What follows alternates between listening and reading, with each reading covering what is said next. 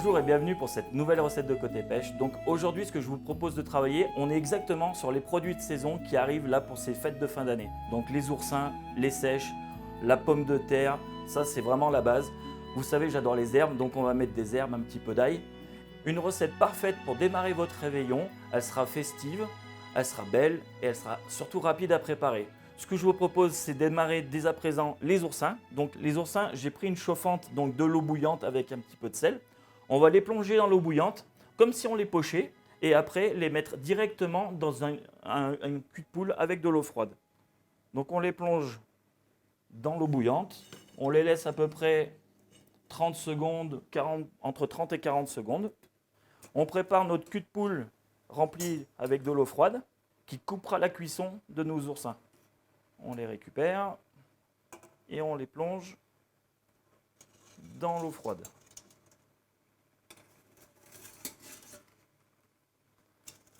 Allez, tac. Donc en premier déjà, on va déjà enlever les épines. Alors les épines, comme on a poché nos oursins, vous voyez les épines, elles s'enlèvent très facilement. Et après on va avoir une coquille, juste la coquille de l'oursin. Ça va nous servir en fait de récipient. Voilà, tout simplement. Alors si vous ne voulez pas vous faire mal, vous pouvez le faire avec une petite brosse métallique.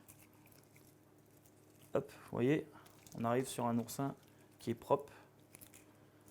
Hop, voilà. Ça, on peut le faire parce que justement, ils sont passés dans l'eau bouillante. C'est pour ça que les épines s'enlèvent. Donc, on va en avoir besoin de 6. Il faut essayer de garder les plus gros. Comme ils vous servent de récipient, plus vous aurez des gros oursins, plus vous pourrez mettre de la garniture à l'intérieur. Donc là, je suis sur le dernier. Donc avec le couteau, hop, voilà. Donc on prend un petit couteau à scie, on va faire une incision sur tout le contour.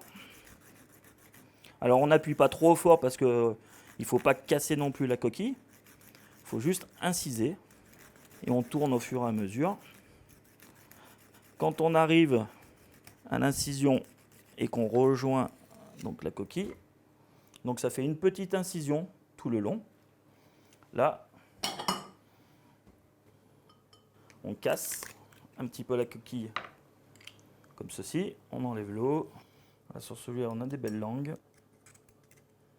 Hop, faut faire attention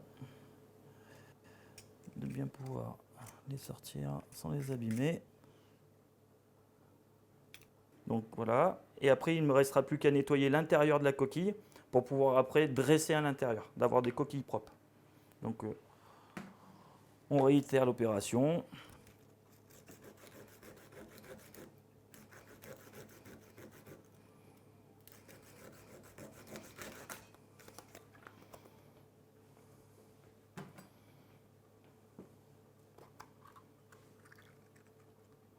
Celui-là est beau.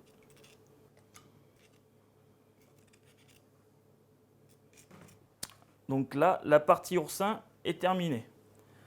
Donc on va mettre nos oursins de côté, nos langues, et on va attaquer nos seiches. Donc là, on a des petites seiches, donc des petites seiches de Méditerranée. Elles sont magnifiques, petite taille. Donc on va juste les préparer. Donc on va en faire certaines en dés et on fera 3 morceaux pour pouvoir après les garder entières en décoration sur le dessus. Donc on enlève l'os. On passe la main sous la membrane. Hop. Ça ressemble au calamar hein, sur le principe. On est sur le même travail. On enlève la tête.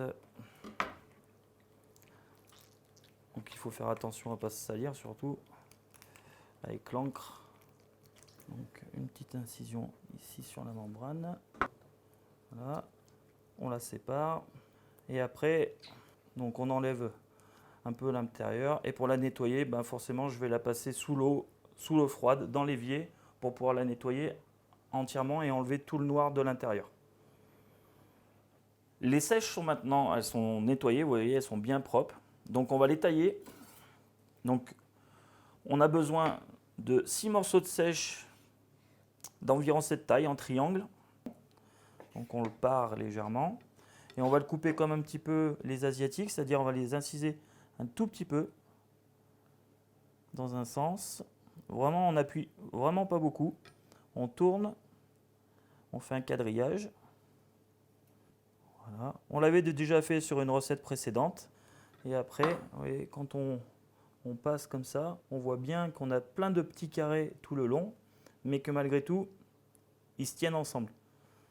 Et après, en les cuisant donc sur le côté quadrillé, ils vont se recourber. On en fait 6 comme ça. Tout le reste, on va les couper en petits morceaux, en petits dés, et on va faire sauter ces petits dés avec les herbes et de l'ail. Voilà.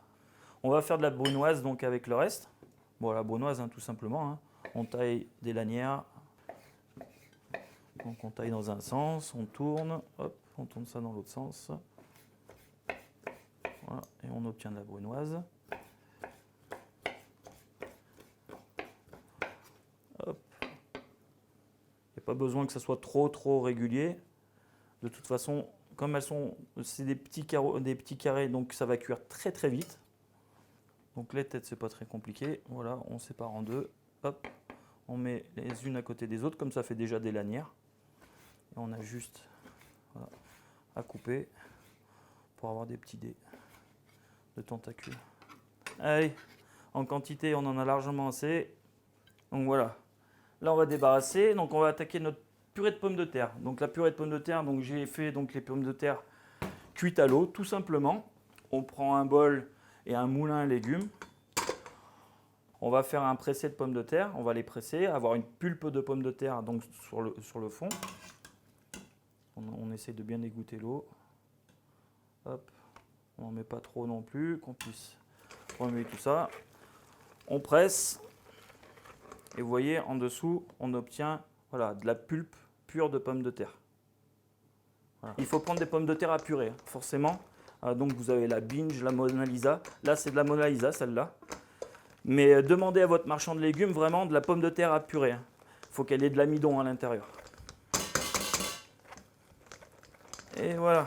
Hop. Donc ça, c'est fini. Donc on a bien la pulpe là sur le fond.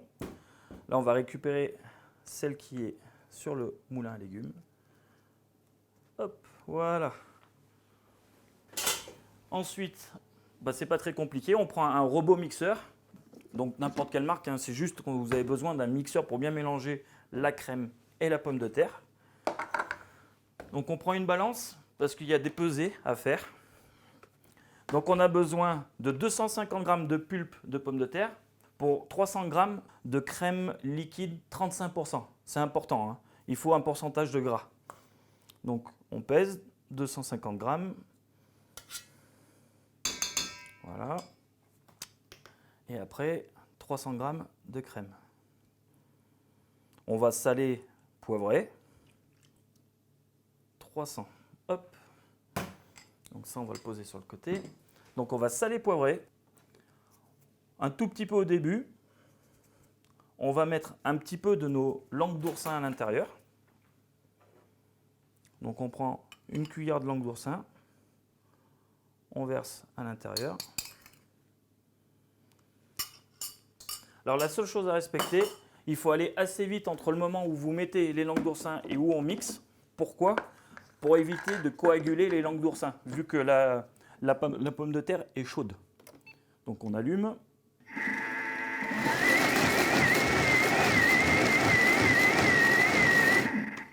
On va vérifier la texture. Hop, super. Donc là on veut une texture voilà, qui est crémeuse, vous voyez, et légèrement élastique. Ça c'est normal, hein, c'est l'élasticité de la pomme de terre. Hop. On va mettre tout ça dans notre siphon. On fait couler tout ça à l'intérieur. Donc on fait attention de ne pas en mettre partout. On peut utiliser aussi un entonnoir si vous n'êtes pas sûr.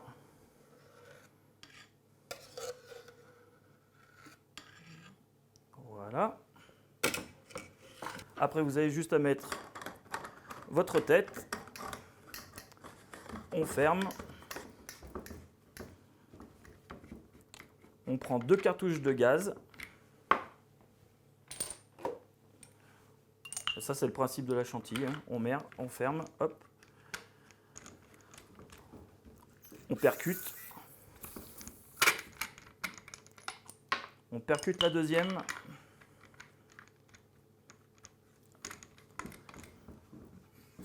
Voilà. Et après, le siphon, je le mets directement au bain-marie pour que ça le tienne au chaud. Et il ne nous reste plus qu'à faire la cuisson de nos sèches et après de dresser nos assiettes.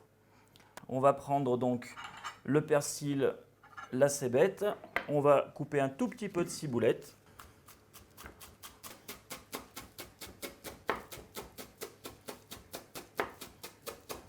J'avais déjà coupé mon persil et ma cébette. Bon, ça, vous avez l'habitude, hein, vous avez déjà vu comment il faut faire. Voilà. On a tous nos ingrédients. On va prendre une poêle, un filet d'huile. Hop. On va attendre que ça chauffe. Et une fois que ça sera chaud, on va démarrer nos sèches. Alors, on va faire attention parce que quand on va mettre, les sèches vont peut-être avoir tendance à sauter. Voilà, ça crépite comme il faut. Donc ce qu'on va faire, c'est qu'on va mettre une partie sur le côté, donc de nos petits dés. Et on va mettre également de l'autre côté les sèches qu'on utilisera en décoration. Hop. Voilà. On remonte un petit peu la température. Une fois que nos morceaux de présentation seront colorés, on pourra les retirer et il ne nous restera plus qu'à finir en fait les dés avec nos herbes pour pouvoir, et l'assaisonnement bien sûr. Hein.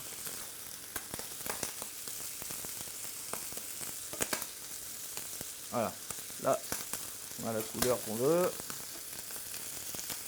Ici aussi.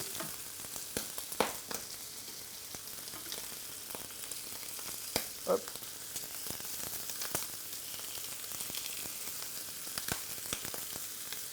Allez, ceux-là, on les assaisonne, on les débarrasse.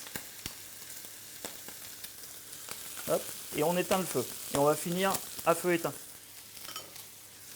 Et avec la chaleur de la poêle, on va finir de cuire nos sèches. Hop, là, on remet tout ça au milieu. On met nos herbes. Donc ciboulette, persil et cébette.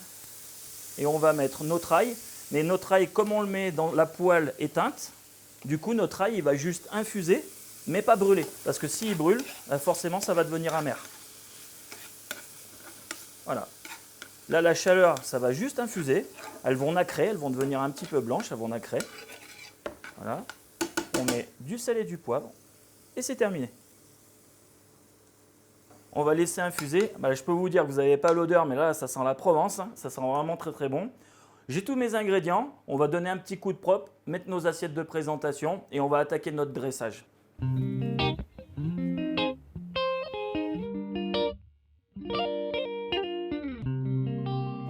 Et bien voilà, nous avons tous nos ingrédients donc, qui sont juste devant nous. J'ai pris du sel gris de Guérande. Ça va nous servir de base pour pouvoir mettre nos oursins qui ne bougent pas dans l'assiette. Donc vous en mettez voilà, une bonne partie. On l'aplatit, que ça fasse une couche un petit peu voilà, uniforme. Hein, qu'on n'ait pas, il ne faut pas que ça soit précis, mais que ça soit uniforme. Donc après on a juste à soulever. Hop, on fait le deuxième.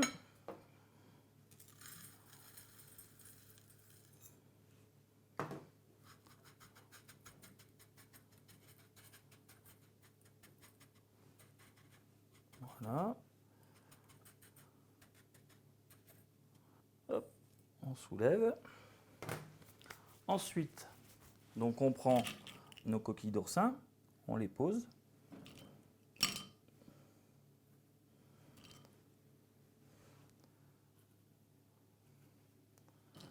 Donc on les a nettoyés, hein. N'oubliez pas de bien les nettoyer préalablement.